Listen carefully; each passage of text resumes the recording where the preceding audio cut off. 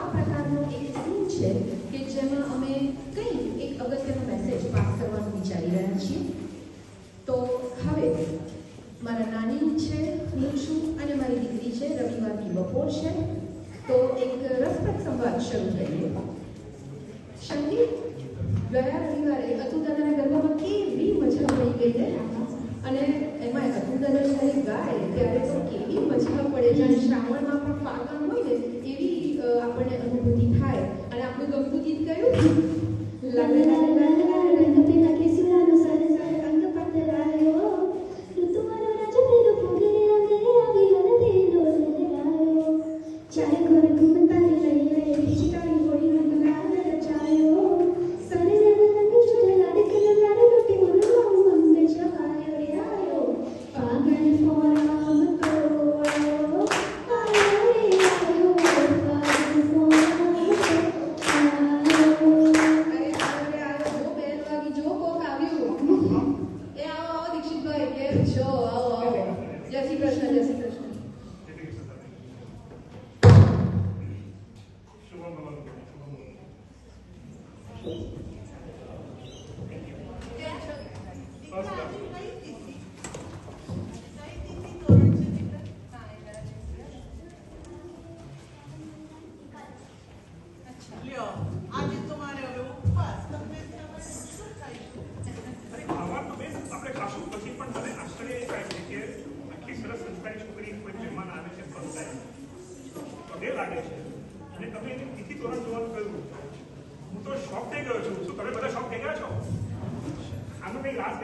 એમાં એવું છે ને કે હવે જેમ તમે સાંભળ્યું કે ભાઈ આજે શ્રાવણ મહિનાની એકાદશી છે, બરાબર, પણ હવે કદાચ તમે એને એમ પૂછો કે ભાઈ તને ખાલી શ્રાવણ મહિનો ખબર છે, કહો લાગતું તો નથી, પણ ટેસ્ટ કરવા દઈએ, બરાબર? બેટા શાંતિ, શું લાગે તને? કાર્તક છે, માક્ષર છે, પોષ છે, મહા, ફાગણ, ચૈત્ર, વૈશાખ, જેઠ, અષાઢ, શ્રાવણ, ભાદરવો અને આસો.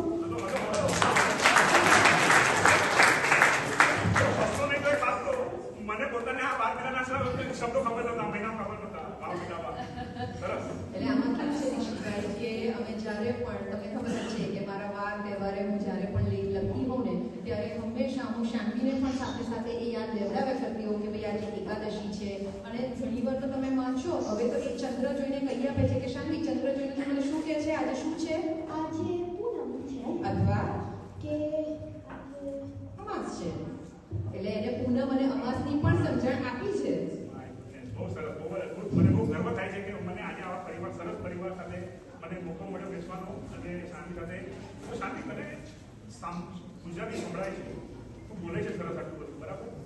આઈ એમ શ્યોર તું લખતી પણ હોઈશ અને વાંચતી પણ હોઈશ. એના વિશે કંઈ કહીશ એવું છે તારે? હા, એને મેં લખતા વાંચતા બધું જ શીખવાડ્યું છે. અને શરૂઆત મેં એના બારાક્ષરીથી કરી હતી. એને આખો લગભગ 2 વર્ષની હતી ને ત્યારથી આખો પક્કો બોલે છે.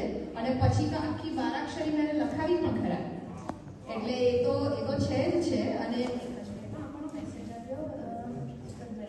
શાંતિ, તારા પપ્પાનો મેસેજ છે, જરાક જોતો. એ પૂછે છે કે મસાલિયામાંથી શું નથી. હવે આ છોકરાઓને ક્યાં આવા બધા નામ ખબર હોય? દીકરા તને ખબર છે મસાલીઓ? હા મમ્મા, રાઈ છે, જીરું છે, ઓ ખાલી તમાલપત્ર હવે થોડુંક જ છે, બાકી હળદર અને મરચું તો છે જ. જો આવું છે. હવે હું એક સીધું વાત તમને કહું. હવે બધાની જેમ મારી પાસે પણ 24 કલાક જ હોય છે, બરાબર? પણ જ્યારે હું રસોઈ કરતી હોઉં છું ને ત્યારે શાંતિ મારી સાથે હોય છે. અને હું એને દરેક વખતે મસાલામાંથી રાઈ, જીરું, હિંગ, ગજમો, ટમાટર જે કાંઈ પણ હોય ને એ બધું એને હું રોજ યાદ કરાવડાવું છું. આ ખરેખર આ પણ મને મારા ઘરે તો જરાય ખબર નથી. જો મારી વાઈફ મને પૂછે કે જીરું શું, આ શું, I would go blank completely. મને એકદમ જ બ્લેન્ક થઈ જાઉં. તો બેટા એક સવાલ પૂછું તમને, તારું મનગમતું શાક કયું? મને ભૂરિયા ગમે છે અને દૂધી ગમે છે, રીંગણા પણ બહુ ગમે છે. બહુ સરસ. એ તો કથરોટમાં રોટલી એ બનાવે ન હોય એટલે કઠોળ શું એની ખબર છે? બધું ખબર. Oh my God. અખરોટ એટલે અખરોટ? કથરોળ એટલે અખરોટ. ના, અખરોટ નહીં. તને નાની શીખવાડી છે ને. ઓ હા, જેમાં આપણે લોટ બાંધીએ. બહુ સરસ. જો અખરોટનું નામ લીધું બેટા એટલે મને એક પ્રશ્ન થાય છે. મને તું 5 નામો, કોઈ ફળના 5 નામો કહી કહીશ ગુજરાતીમાં? હા, કેરી છે, કેળું છે, સફરજન છે, નારંગી છે, મોસંબી છે. અદ્ભુત અદ્ભુત. ચાલ આપણે એક રમત રમીએ. તને હું અંગ્રેજીમાં શું પૂછું? કલરનું નામ પૂછું? હા. ચાલશે? ઓકે. અમે શું કર્યું છે? કાળું, ઓકે. નાની માએ? લાલ, ઓકે. મમ્મીએ? લીલું, ઓકે. બ્લુ? આસમાની. ઓ વાવ, વેરી ગુડ. ભાઈ, તમે સિડનીમાં આવ્યા છો કે ચંદ્ર પર આવ્યા છો? આટલું બધું ગુજરાતી ભાષામાં આશ્ચર્ય થાય છે તમને? બેન, ખરેખર મને એવું લાગે છે કે કદાચ હું ભૂલથી ગુજરાતમાં જ આવી ગયો છું અને એવું આટલું સરસ ગુજરાતી બોલે છે. અમે આ સાંભળ્યું છે કે મોરના ઈંડાને ચિતરવા ન પડે અને તમે વૈભવીબેન તમે કીધું પ્રમાણે બધા પાસે 24 કલાક છે, પણ મને નથી લાગતું કે મેં કદાચ મારા છોકરાઓને કે સિડનીમાં રહેતા છોકરાઓ આટલું સરસ ગુજરાતી બોલતા હોય, વાંચતા હોય, લખતા હોય. આ તો એવું થયું ને બેન કે આપણે PR વાળા બધા હોલ્ડર ઓસ્ટ્રેલિયા આવવા માટે IELTS ની એક્ઝામ આપી છે બધાએ, બરાબર? રીડિંગ, રાઇટિંગ, બોલવાનું અને લખવાનું. આવતીકાલે સમજો વિચાર કરો મોદી સાહેબ ગુજરાતમાં એન્ટ્રી મારવા માટે ગુજરાતી લેંગ્વેજ માટે IELTS ની એક્ઝામ કાઢે તો આ છોકરી નંબર 1 આવે. અદ્ભુત અદ્ભુત. અને આ વાક્ય સાથે મને ધર્મજ સાહેબની ધર્મજની એક પંક્તિ યાદ આવે છે જે આપણે બધા આપણા પેમ્પલેટમાં જોઈ જશે કે એ વિચારી મારી ગજ ગજ ફૂલે છે છાતી, એ વિચારી ગજ ગજ ફૂલે છે મારી છાતી કે હું મારી ભાષા શાનવી આ પરિવાર અને આપણે સૌ છીએ ગુજરાતી. તમે જે વાત કરી કે બધા પાસે 24 કલાક જ છે, તો હવે તમે જે મને સૌથી પહેલા જે તમે મને પ્રશ્ન પૂછ્યો ને કે આનું રહસ્ય શું, તો હવે હું તમને એનું એક નાનકડું રહસ્ય કહી દઉં કે એક તો જેટલા પણ ઘરમાં દાદા દાદી નાના નાની અહીંયા છાશવારે વિઝિટ કરતા હોય છે, બરાબર? હું પણ એટલી નસીબદાર છું કે અમારા નાની પણ અહીંયા વર્ષોથી આવજા કરે છે.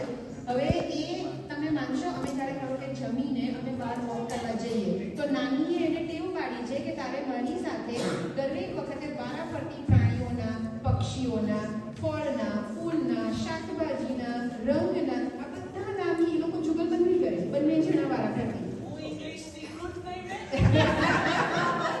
એટલે એને નાની સાથે ના છૂટકે ગુજરાતીમાં બોલવું જ પડે. જાય ક્યાં એ શાંતિ જોતો પેલી બિલાડી ઘર ભળી ગઈ છે. હા, કબૂતર અને પોપટ પણ ઉડી ગયો. જો છે ને પક્ષીઓના નામ, પશુઓના નામ, તમને ફળોના નામ. ખબર છે પોપટ એટલે શું? આ ઓડિયન્સમાં પૂછો તો પોપટનો નામ કેવો હોય? એટલે આવું છે નિશિતભાઈ કે બધા પાસે સમય તો સરખો જ છે, પણ અમારો આ એક પ્રયત્ન હોય છે. હું દરેકને એક નમ્ર વિનંતી કરીશ કે તમારા બાળકોને સતત તમારી સાથે ભલે તમે રસોડામાં કામ કરતા હો તો તમે રસોડાના એને તો વાસણોની પણ જેમ એના નાની એને કઠોળ, સાણસી, તપેલી બધું જ એને ખબર છે, મસાલાનું બધું એને ખબર હોય. બહાર જ્યારે નાની સાથે કે મારી સાથે વોક કરતી હોય તો અમે પ્રાણીઓ, પક્ષીઓને આવા બધા નામ કહીએ અને હું એને લખવા બેસાડું, એને તિથિ દોરો વાંચતા શીખવાડ્યું છે.